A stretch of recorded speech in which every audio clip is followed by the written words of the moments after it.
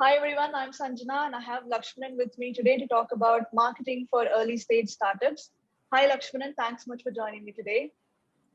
Hey, hi Sanjana. Thanks a lot for having me here today. Yeah, same here. Looking forward to the conversation that we're going to have.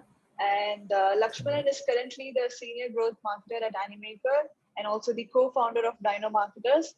It's a full-on digital agency that helps startups and SMBs realize the power of the digital frontier. So, Laksh, welcome again, and shall we get started? Sure thing. Let's get going. Okay.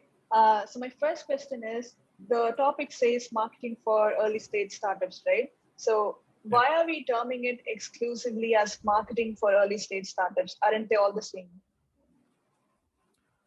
They are. Even if you just break it down, there is a conversation going on between why are we terming it B2B and B2C.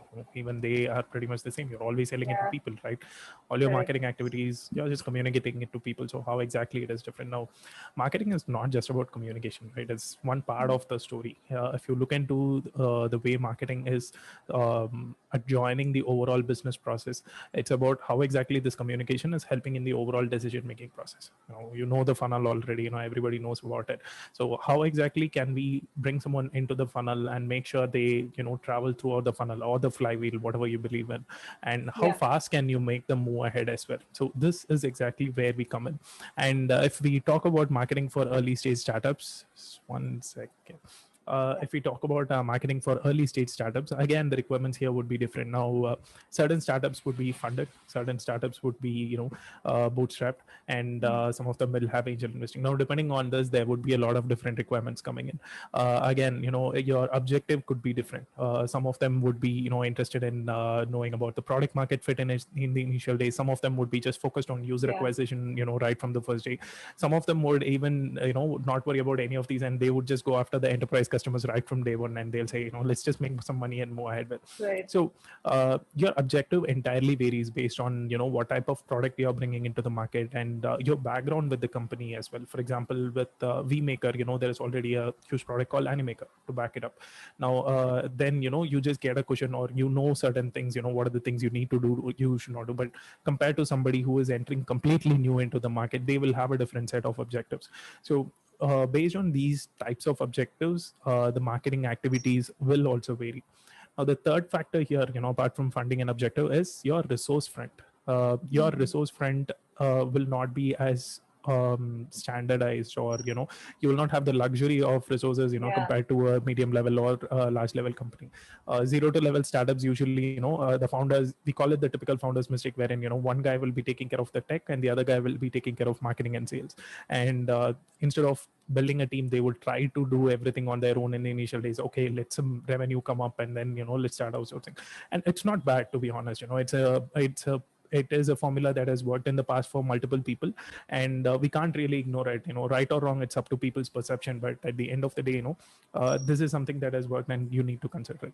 So certain factors like this is what that differentiate an early stage startup from a startup. Again, with startup, SMB, initially there was just three different things: startup, SMB, and then enterprise. But right now within startup, you have this early stages, growth level, saturated startups, and funded startups, and all those criteria. So if you're coming from 0 to 1, then yes, these are the factors which will be different, and you need to decide on your marketing activities based on all these items as well. So yes, that is why we call it as early stage startup marketing techniques. Okay, makes sense. And what are the areas that we should focus on in the early days? Again, this would co-align with the previous answer which I just told you, but predominantly, in my personal opinion, I have this something called the 3P technique.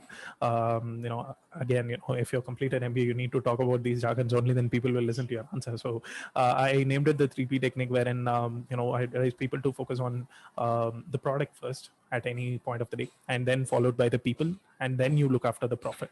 The firstly, if you are in a SaaS company, basically your product should be absolutely best. Like no matter how good of a marketer you are, if your product is not solving a problem for one particular niche, ignore all the other people. When we launched into open beta, we got people from multiple disciplines, and they started giving us multiple feedback, and we understood that okay, we could not be everything for everyone. I think this is something many people would have pointed out in the recent days as well, and I have to be one thing for somebody. So it's important you pick a niche first, and you have to ensure that your product maybe solves at least like 80 to 90% of the problem for that particular niche, and then you move on to the other niche or start adding features which would help them to do more with your product. But then this would be the first priority for me on any day. Fix your product, launch it to maybe first 1,000 users or so, and then look into the analytics, see if they are using all the features. Like we recently did a survey, and we understood we had this option within vMaker called setting up a timer in order to set your video expiry time limits, and we understood that nobody really understood it, or nobody is using it at this point of time. So maybe we need to tweak the communication, or maybe we need to reprioritize some other feature at that point of time. So product is always first. You need to solve a particular issue for one particular group first, and then comes people. With respect to people, again, what I mean about people is building a community for your own product. And we are living in a creators economy today, right? Now you doing a YouTube channel by yourself, and you are a creator today. So when we are living in the creator community is a big thing today. If you look into the past 3 years, if you look into anyone who has grown by this creators economy circle, you would have seen that they would have focused on one particular channel for a long time.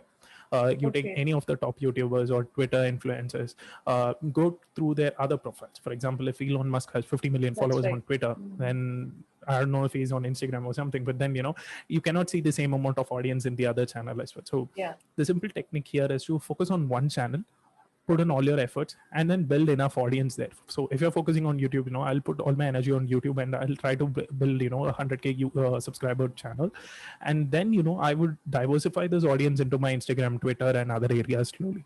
You would see this as a common trend everywhere. So I'm sorry, I just deviated a little, but then you understand the concept of building a community. Right? You focus on one channel and try to build a community. Now this will have dividends. Once you grow, the community also grows. What it gives you is a close pace of feedback loop. On my word, in his recent one, he said that, why are you doing YouTube videos? And he said, the guy who founded Twitch, he sold his company and now he is doing YouTube videos. And at the end of the day, everyone is working for a strong feedback loop, how far I can do something and see how quick it works or not. And for people like us, it's about, whether our users like that particular feature or not, whether they accept the product or not. This is the feedback loop which we are revolving around. So a community is something that's going to help you with this. And if you have a small product that, solves a problem for one particular audience, then the community will help you add more features and then solve more problems for, a more set of audience, like a subsequent set of audience will also get solved. And once you do this, you're in the scaling process now. And scaling process is when you can start thinking about profits and customers. Like you have a stable product, you have enough people who have extended the features of the product as well, and now it is time for you to make money and start thinking about profit and other stuff. But unfortunately, not everybody has this sort of luxury in their initial days. So yeah, that is always a balance or a trade-off which we need to play around with. But in an ideal scenario, in my personal opinion, this is what I would say we have to focus in the initial days. Okay, and how long should we wait until we start monetizing from the product? See, like I said, once you have firstly get a minimum viable product out there in the market that a few people are interested in paying for. And when I talk about profit, I just want to clarify that I'm not talking about the monthly or the ARR subscription. If you look into the entire freemium model, no $1 million company is born because people paid them an ARR or an MRR. It's because they have something called enterprise, wherein which is what that makes the actual money for them. So if we are going into that route now, before you start selling your enterprise edition, you need to make sure that you have enough people who are ready to put in the money because you are solving a small problem for them, and then you start scaling up. So once you have enough customers, or maybe once you have got like 1,000 paying customers who are paying monthly or annual, then you know that I can start thinking about real money from now on. Yeah. Got it. And do you prefer going inbound or outbound when you get started with your marketing activities? I would always go with a mix. One over the other is never an option. Yeah, You need to have two, and it's pretty sad because people don't draw a line between outbound and being outbound and being spammy.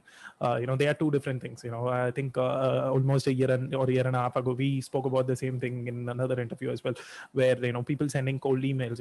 Many think that it is spammy. Not exactly. If you can personalize, if you can take your effort and send out a cold email, then it is outbound. It's not spam, to be honest. So yeah, and on any day I would go for a mix of both inbound and outbound, because outbound is something, it is not difficult, it is not easy to scale on a long run. It doesn't compounds like what inbound can do, but on the other hand it helps you survive until you reach that particular point. exactly. Exactly. That's a great strategy, and I would do the same. So like talking about the resource challenges, so I'm sure like hiring is the biggest challenge for any startup. So how can an early stage startup manage its resources while also get so much done? Okay, so again, when we are starting this question, like I said, initially they do the founder's mistake of trying to do everything on their own. Mhm. But once they cross that Yeah, hurdle, the next question that arises is, should I build an internal team or should I just outsource it? Because again, I wouldn't call it unfortunate. It is pretty practical to think everything from an ROI perspective. If I'm correct, going to pay somebody, a monthly fixed salary, what is the return I can get? And correct. unfortunately, not everyone will have the patience, right, to wait a year or so in order to reap the returns out of the same. So either they need to accumulate enough amount of capital. If not, they need to start churning in right from the initial stages. So I would go for building an internal team any day. But if you are someone who is focused on delivering outcomes at a short period of time, then please outsource it, because you wouldn't have enough funding to get somebody who can do killer work. If you can get it, it is amazing, nothing like it. But if you cannot do that, outsource it to somebody, so that you can at least expect some fixed returns on a monthly basis, whether an agency or whether an individual freelancer, somebody like that, because Mhm. they know the drill already and they would have some experience and they can bring that and start contributing right from day one. But yes, if you are planning to build an internal team, you should focus on building a lean and mean growth team. That is what we would call it. Again, in my past experience, we had this experience wherein we had to trim down the team or reshuffle some of the roles within the team as well. And we came up with this concept of, okay, let's build a lean and mean growth team that will have razor sharp focus on one particular strategy and build on. My 5-member team on any day will obviously start with a writer, because I strongly believe in content and what it can do over the run, and followed by a marketer. And when I say marketer, this guy should be a growth marketer who can do some hacks and who can also do some external reach out, who brings in that inbound and outbound sort of mix, which I discussed earlier. So this guy can come in and use the content which this person is writing, and then start contributing on the other, and then followed by a designer. Obviously you need to have a very strong designer. Your brand identity is decided by those designs. The way you send out your Mhm. proposal, the way your website looks, or any ebooks or any materials you produce, how good that looks, that is going to determine how good or how standardized your brand is. So obviously followed by a designer, and then an SEO person. When I say SEO person, again, I am a bit of a generalist guy. In the initial days, I would definitely go for people who can do multiple roles. So when I say SEO person, who wouldn't just do keyword analysis and on page off page optimization, instead he can also help with distribution of content as well. So that is something I would expect from the person as well. And then finally, an analytics person who can help with my website and product analytics at the same time, and do A/B testing and other sort of stuff in order to conduct more experiments with the growth person. So in that order, Okay. I would go on any given day. But again, if you don't have enough funding or the resources in order to plan this out, then yes, I would definitely recommend outsourcing it to an agency or a freelancer, Okay. in order to keep churning from internal. But if you can build an internal team, then there is nothing like it. You can earn dividends on the long run. Yeah. Okay. So you said lean and mean team, right? Yeah. Not sure if I understood it right. Do you mean it's a flat structure? No, I think any startup goes by flat structure. It should be a flat structure. When I say lean, I mean like you don't have multiple people in order to do the same role, or you don't have one Yeah, person that's doing what I just meant. one thing at a time. Right. It's a closed loop. Again, the communication is pretty fast, and people do more than just one thing, at any given point of time. So that is what I say, when I lean and mean growth team. Right. Yeah, got it. And branding versus sales, like where do you focus and how do you prioritize where to focus? Okay, so I am lucky to have this experience in the past, wherein I've been with teams, who are focused on one over the other, and then at the end, Okay. after a certain period of time, they realize, okay, maybe we have done a mistake, and then we need to focus on the other. So in one of the companies I worked with, we focused extensively on lead generation, demand generation, basically, and then at one point of time, we were a small and medium sort of business, and we couldn't scale after that particular point of time, because the brand was not there. Like you are Right, correct. it's a service based company, and when people reach out to you, they haven't heard about your brand. Even though you have hundreds of people with you, the brand has to be there as well. So that is something. And then in another scenario wherein we focused extensively on branding, but then we didn't focus much on demand generation or the outbound approach. So again, I would recall my previous answer here as well. You need to have a blend of these two, and you need to have it right from day one. You cannot really compromise one over the other. People say that you focus on inbound and content and other stuff. Maybe it'll start reaping outcome in probably a year or so, but what are you doing to survive until that particular Yeah, stage? So that is something which is really important. So yeah, I would go with probably both of them any day. mix of both. Okay. And what should be the primary KPIs brands should focus on in their early days? um Okay, I know I'm repeating myself once again, but then it closely goes with your objective as well. Some companies, Okay. again, for example, with VMaker, we are looking into establish this product as one of the leaders in that particular space. So if that is my objective, goal is to develop a very stable product, and that solves more than one problem to my customer, and probably cater to more than one niche as well at one point of time. But if there are other products whose focus is to probably gain VC funding at one particular time, at the end of 1 year we are going to go for a funding strategy or something, then in that Mhm. case they need to focus on numbers right from day one. They need to Yeah. focus on their ARR, what is their net promoter score, and other stuff. But one sound advice which I have received in the past is, or probably I can say two. The first one is, if you're not measuring it, things that get measured gets done. That is the first one. So anything you do, you need to put a KPI, you need to create a feedback loop, you need to measure it, and then rework on it. That is the first one. And second one is, don't have more than 2 KPIs at any point of time. The rest are all vanity metrics. You can consider it. Now, I was talking to a writer the other day, and we were discussing. He was asking me like how exactly I can talk about leads. I'm just a writer. Why are you asking Oh, me okay. about the number of leads I can generate? And we spoke about it, and then we realized, okay, let's forget about the number of people who are coming into the content.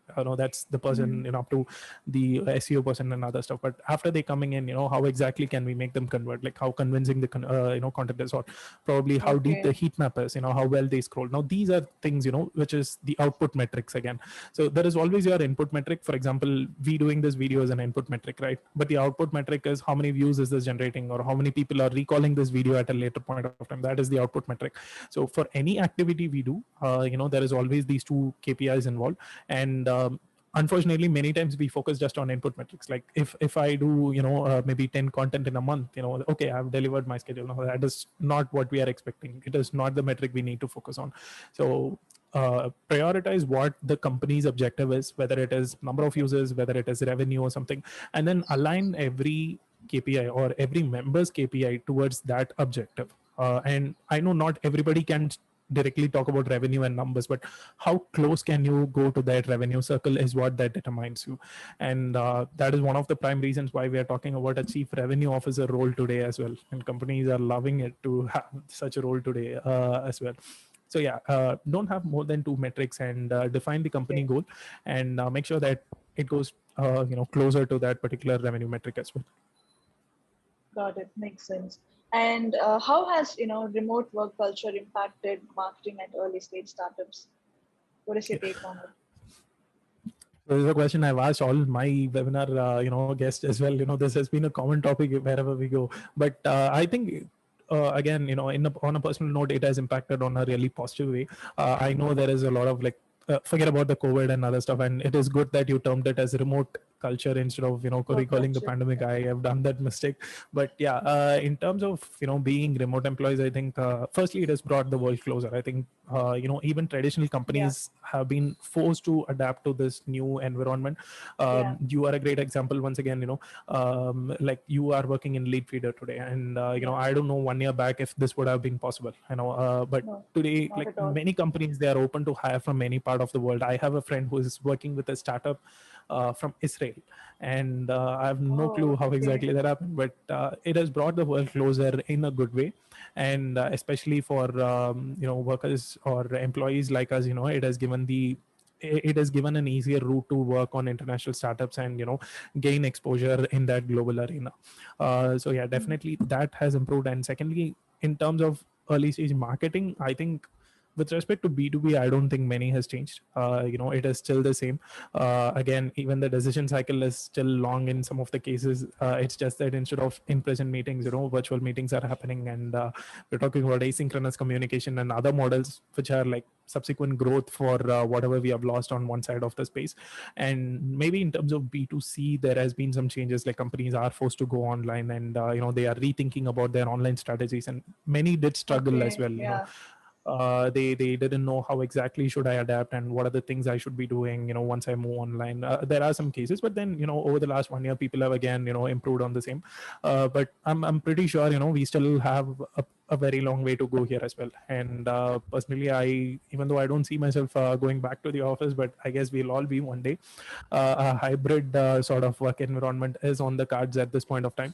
But yeah, overall the impact has been pretty good, and it has been positive, especially because of the opportunities it has brought in, for companies like Zoom or AirMeet or whatever the online meetings and other stuff. And okay, on again, on a selfish note, it has also opened the opportunity for people to work on their side hustle as well. That is something which is growing really. And when we talk about creators economy, we can't really ignore that. There are more and more creators coming in today as well. And again, thanks to the remote work culture which has been implemented at this point of time. So yeah, overall I feel like, yeah, it is good, and it has had a positive impact so far. Okay. Do you have a side hustle? Okay. Yeah, my agency is my side hustle, but I Yeah. really wish I had focused more there. But as of now, it's there. It's there. I'm Okay. just telling myself that okay, I'll focus on you. Just wait there. I'll come in. I'll come in. Okay. Okay.